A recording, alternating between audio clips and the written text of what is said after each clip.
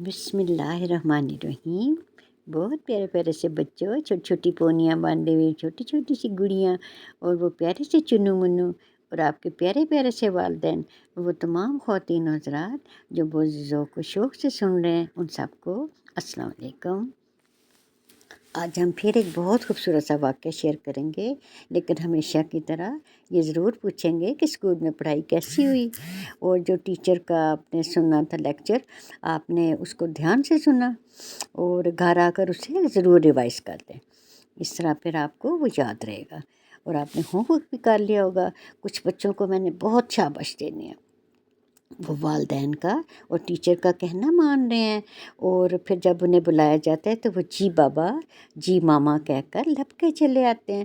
وہ ہاں ماں ہاں با کہہ کے نہیں، ایسے کیونکہ تمیز سے جب بات کرتے ہیں تو وہ اچھا لگتا ہے۔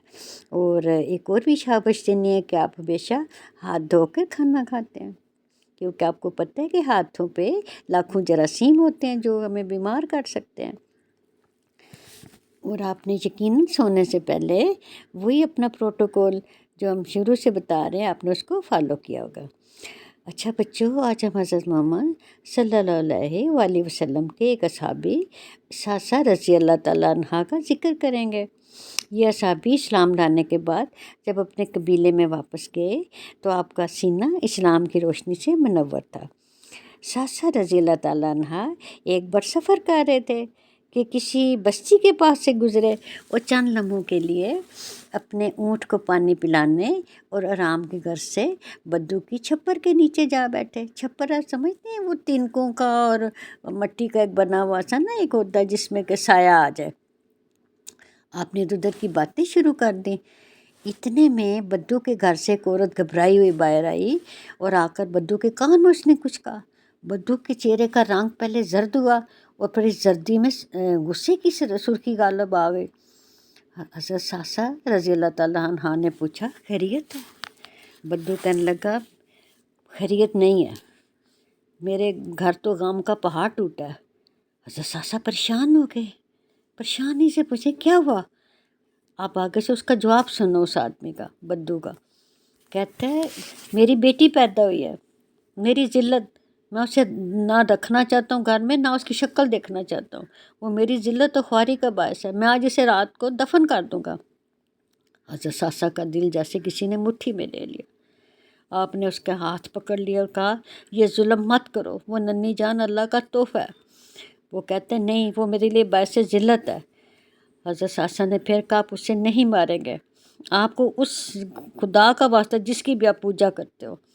بدو کچھ بھی سننے کو تیار نہیں تھا۔ بدو آپ سمجھتے، یہ جو وہاں کے تھے نا، جو گاؤں کے دور دراز کے جو گاؤں تھے، ان کے لوگوں کو بدو کہتے تھے۔ وہ زیادہ تر جنگلی لوگ تھے۔ گھر کے اندر سے مسلسل رونے کی آوازیں آ رہی تھیں۔ شاید بچی کی ماں دکھ سے رو رہی تھی کہ ابھی پیدا ہوئی اور ابھی اس کے لیے اس کی موت کا فیصلہ ہونے لگا ہے۔ اتنے میں حضرت ساسا نے کہا، اس بچی کو مجھے دے دو، میں اس کو بحیثیت باپ پالوں گا۔ وہ بدو کچھ تھوڑا سا سوچ میں ڈوبا، تو آپ نے فوراً کہا کہ میں اب اس کے بدلے نا تمہیں 2 اونٹ دیتا ہوں۔ بدو کو اس سے بدو کہتا ہے، میں پھر 2 نہیں لوں گا، میں 3 اونٹ لوں گا، جس پہ آپ سوار ہے یہ قیمتی اونٹ، یہ بھی مجھے دے دو۔ حضرت ساسا نے کہا، ٹھیک ہے، میں گھر واپس جاؤں گا تو یہ اونٹ بھی آپ کے حوالے کر دوں گا۔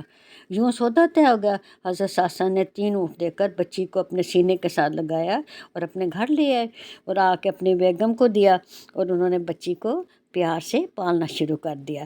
لیکن حضرت ساسا نے یہ نیکی کا کام کبھی چھوڑا نہیں ہے۔ وہ دور دراز قبیلے میں بھی جس کی خبر سنتے اس کے گھر میں بیٹی پیدا ہوئی ہے، آپ فوراً پہنچتے، اور اس کو اگر وہ اس سے پوچھتے کہ آپ بیٹی کے ساتھ آپ کیا اس نے سلوک کرنے والے ہیں، اگر وہ بتا دیتا کہ میں بیٹی کو آج میں دفن کروں گا، ان کو پتہ بتا دیتے خود ہی، وہ باپ اتنے غصے میں ہوتے تھے۔ تو حضرت ساسا اونٹوں کے بدلے میں اس کی بیٹی کو اپنے گھر لے آتے۔ اس طرح حضرت ساسا نے بے شمار بچیوں کو بحیثیت بیٹی اپنے گھر میں لیے اور ان کو پالا محبت سے۔ اور اللہ کا شکر ادا کرتے رہے، اور کہ اللہ تعالیٰ ان سے نیکی کا اتنا بڑا کام لے رہا ہے۔ جب حضرت محمد صلی اللہ علیہ وآلہ وسلم کو ساسا نے یہ اپنی بات بتائی کہ اے میرے پیارے نبی، اے میرے پیارے حبیب، میں آپ کا یہ جب میں یہ کرتا ہوں تو میں یہ جہاں سنتا ہوں کہ کسی کے گھر بیٹی پیدا ہوئی ہے اور وہ اس کو زندہ دفن کرنے لگے تو میں فوراً لے آتا ہوں 3 اونٹ دے کر۔ حضرت ساسا کو جب رسول پاک نے جب یہ سنا تو انہوں نے اٹھ کر حضرت ساسا کو گلے کے ساتھ لگا لیا اور فرمایا، ساسا آپ کو اللہ نے نیک بخت بنایا ہے، جتنا مالدار آپ اس دنیا میں، اس سے لاکھوں گنا زیادہ اللہ تعالیٰ آپ کو جنت میں مال اور عزت عطا فرمائے گا۔ آپ نے ایک انسان کی جان نہیں بچائی بلکہ آپ نے پوری انسانیت کی جان بچائی ہے۔ وہ بچیاں آپ کے لیے جنت کا دروازہ ہے اور وہ آپ کے لیے خوشخبری کا باعث ہے۔ حضرت ساسا کہنے لگے کہ میں اب جب گھر میں جاتا ہوں تو مجھے اپنے گھر میں نور بکھرا ہوا لگتا ہے، اے پیارے نبی، کہ میں اس نور کو دیکھتا ہوں، وہ بچیاں میرے ساتھ کھیلتی ہیں، میرے بالوں سے کھیلتی ہیں، میرے ساتھ کھیلتی ہیں، اور کبھی کوئی میرے لیے جوتیاں لے کر آتی ہے، کوئی میرے سامنے پلیٹیں رکھتی ہے تو کہتے ہیں میرا دل خوش ہو جاتا ہے، اور میں اسلام کی روشنی کو محسوس کرتا ہوں کہ ہر بچی اور ہر بچہ اللہ تعالیٰ کی کتنی بڑی ایک وہ نعمت ہے، اور وہ کیسے بد نصیب والدین ہیں جو بیٹیوں سے محبت نہیں کرتے۔ تو یہ ایک بہت بڑا واقعہ تھا۔ تو اللہ تعالیٰ سب کو نیک ہدایت دے، بچہ ہو یا بیٹی ہو یا بیٹا ہو، یہ سب اللہ کی بہت بڑی نعمتیں ہیں۔ اللہ تعالیٰ سب کو اپنی سمان میں رکھے، اور اسلام نے عورت کو بہت قدر و منزلت عطا فرمائی ہے۔ اچھا بچوں، یہ چھوٹا سا واقعہ تھا، ہم اس کے بعد پھر ایک نیکسٹ کسی اچھے سے واقعے کے ساتھ پھر حاضر ہوں گے انشاءاللہ۔ تب تک کے لیے اللہ حافظ، اللہ حافظ۔